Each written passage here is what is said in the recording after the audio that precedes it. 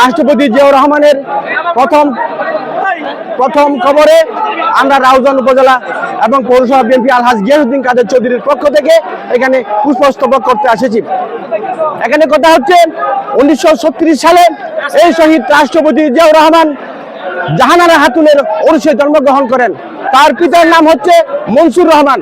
আজকে বিশেষ করে 1936 সাল থেকে শুরু করে 1981 সালের সেই আজকের দিনের আগ পর্যন্ত, হত্যা হওয়ার আগ পর্যন্ত শহীদ রাষ্ট্রপতি জিয়াউর রহমানের ইতিহাস যদি আমরা বর্ণনা করি, তাহলে শহীদ জিয়াউর রহমান ছিলেন বর্ণাঢ্য জীবনের অধিকারী।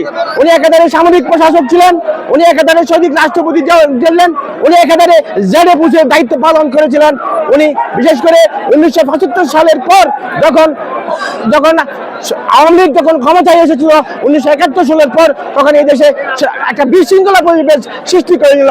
সেদিন শহীদ রাষ্ট্রপতি জিয়াউর রহমান সেখানে 1975 থেকে 1900 যে ঘটনা আছে অনেক ঘাত প্রতিকারের মধ্যে 1977 সালে শহীদ রাষ্ট্রপতি জিয়াউর রহমান যে হানা ভোট দিয়েছিল, সর্বস্তরের মানুষ তাকে হানা ভোট দিয়ে তাকে নির্বাচিত করেছিল। তাই বক্তব্য এখানে বসে নির্বাচিত করার নাই। তার যে জীবনী আমরা যে আলোচনা করলাম, তার জীবন যদি আলোচনা করতে হয় সেখানে দীর্ঘ সময়ের প্রয়োজন হবে। সর্বোপরি শহীদ রাষ্ট্রপতি জিয়াউর রহমান হচ্ছে সর্বকালের সর্বশ্রেষ্ঠ একজন বাঙালি। সেটা আমার কথা নয়, সেটা হচ্ছে বিবিসি টেলিভিশনের মধ্যে উঠে এসেছে। তাই এখানে আমাদের কথা না বাড়িয়ে আজকে শহীদ রাষ্ট্রপতি জিয়াউর রহমানের প্রতি শ্রদ্ধা জ্ঞাপন করে সেই গাবতলী গ্রামে যে মানুষটি জন্মগ্রহণ করছিল তার প্রতি শ্রদ্ধা জানিয়ে আমার বক্তব্য শেষ করছি। আসসালামু আলাইকুম ওয়া আখিরি দাওয়ানা আলহামদুলিল্লাহ।